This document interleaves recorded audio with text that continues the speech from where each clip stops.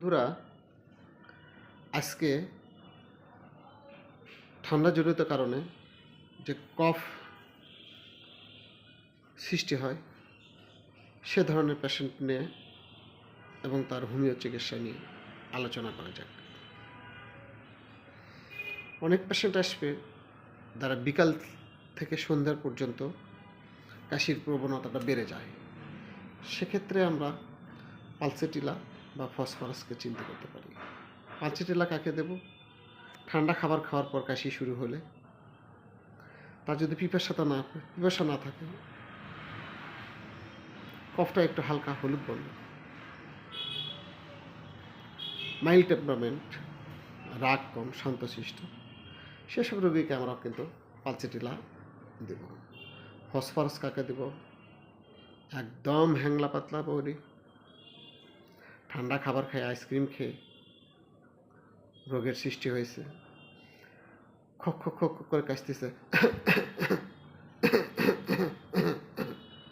কেসেই দিচ্ছে, ঘন ঘন কাশতেছে।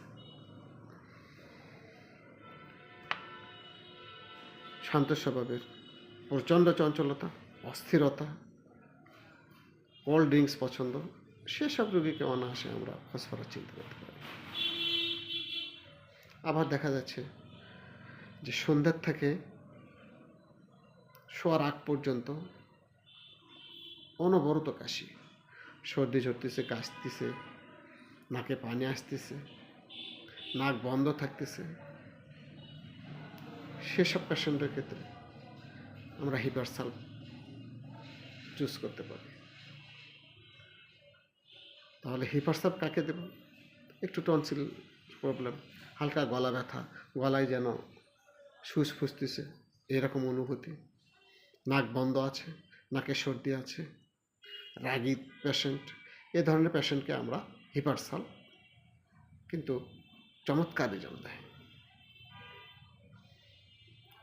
আমরা স্পঞ্জিয়াকে স্মরণ করতে পারি।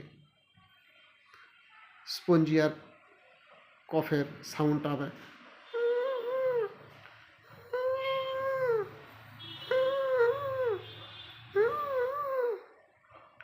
শ্বাসকষ্ট থাকবে, সাথে এরকম শব্দ হবে, কাশি হবে।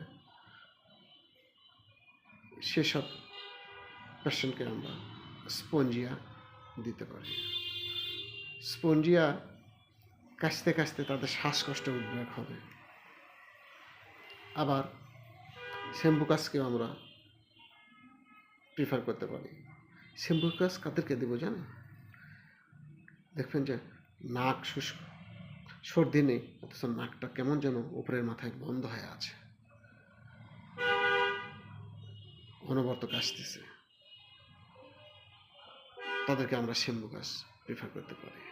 রিম্যাক্স প্রিফার করতে পারি, শুধু গলায় চুল খাচ্ছে, গলায় খসখস করতেছে, গলায় ওখান থেকে যেন কফের উদ্ভব হচ্ছে, কাশি আসতেছে, এ ধরনের পেশেন্টকে আমরা সেম্বুকাস দিতে পারি। আমি কিন্তু হায়োসামাস দিয়ে অনেক পেশেন্ট ভালো করেছি, অনেক। হায়োসামাস কিন্তু এক্সেলেন্ট একটা কাশির ঔষধ।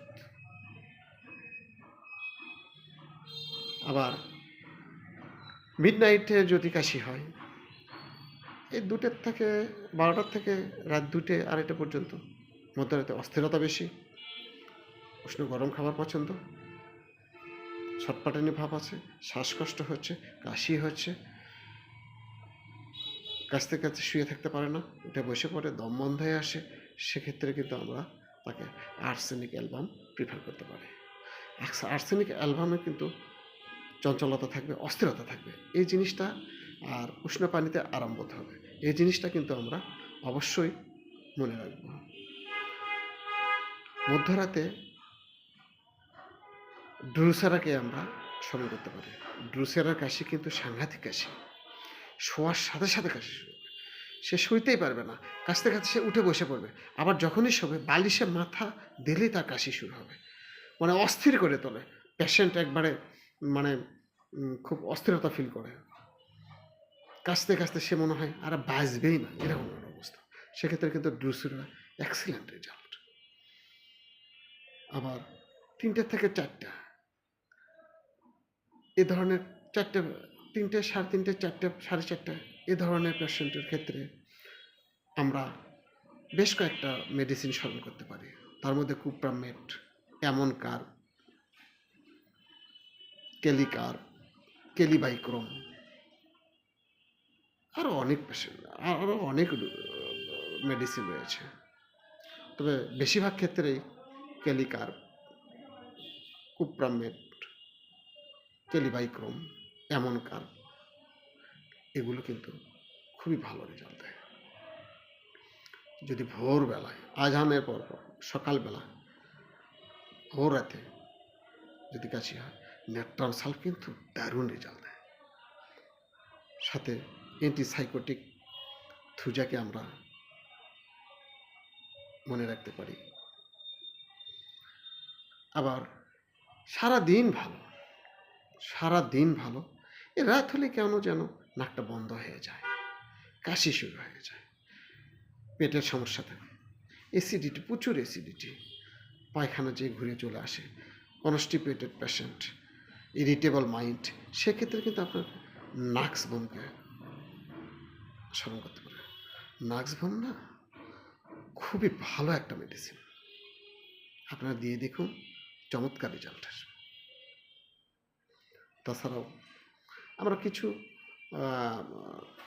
লক্ষণ ভেদে ওষুধ তো অবশ্যই দেব, লক্ষণ ছাড়া তো ওষুধ সিলেকশন করবই না। আবার দেখবেন কিছু পেশেন্ট শুধু কাশতেছে, এইগুলো ওষুধ দিয়েও মানে কাশির তেমন কোনো রেসপন্স পাচ্ছি না। সেক্ষেত্রে আমাদেরকে ভাবতে হবে এর পেছনে কিন্তু একটা কারণ রয়েছে। সেই কারণটা হচ্ছে ছোরাটা তার মাঝে প্রকট আকার ধারণ করেছে। আপনি যদি দেখেন সে ঠোঁটটা লাল হয়ে গেছে, কাছতে কাছতে ঠোঁট লাল হয়ে গেছে, অনেক পেশেন্ট আসে, অনেক শিশু বাচ্চা আছে, তাদের দেখুন ঠোঁটটা লাল। এই একটা সিমটমের ওপরেই কিন্তু আমরা সালফার 2-4টে ডোজ দিতে পারি, দেখবেন যে কাশি একদম প্রপারলি কিওর হয়ে গেছে। আর ঠান্ডা, সর্দি, কাশি, এটা তো আমি শুরুতে এর আগেও অনেক ভিডিওতে বলেছি যে এটা টিউবারকুলার ডায়াথেসিস মায়োজম থেকে বেশি আসে। এটা এই জন্য পেশেন্টদেরকে সবসময় দেখতে হবে তাদের ফ্যামিলি ব্যাকগ্রাউন্ড, তাদের পাস হিস্ট্রি, এগুলো সুন্দর কেস টেকিং, এগুলোর ওপর নির্ভর করে কিন্তু আমরা ওষুধ অবশ্যই সিলেকশন করব। আমি আবারও বলতেছি, একটা মানুষের জন্য একটা মেডিসিন। এই ভিডিও দেখে আপনারা কেউ ওষুধ খেতে যাবেন না। আপনাদের আশেপাশে যদি কোনো ভালো ক্লাসিক্যাল হোমিওপ্যাথি ডাক্তার থাকে, তাদের শরণাপন্ন হবেন, অবশ্যই এই কষ্ট থেকে আপনারা মুক্তি পাবেন। আর সবচেয়ে বড় কথা, টিউবারকুলার ডায়াথেসিস যদি থাকে, ব্যাসিলিনাম কিন্তু একটা চমৎকার একটা ওষুধ। ব্যাসিলিনাম এই 2-1টা ডোজ দিলেই কিন্তু রোগটা অনেক অংশে কমে আসে। আমি অনেক পেশেন্ট দেখেছি যাদের ব্যাসিলিনামে প্রপারলি কিওর হয়ে যাচ্ছে, আর অন্য কোনো মেডিসিন প্রয়োজনই পড়ে না। আপনারা ব্যাসিলিনাম দেবেন, খুবই ভালো একটা ওষুধ। তো বন্ধুরা, আজ এই পর্যন্তই। নেক্সট আবার কোনো ভালো কোনো টপিক নিয়ে কথা বলবো। সবাই ভালো থাকেন।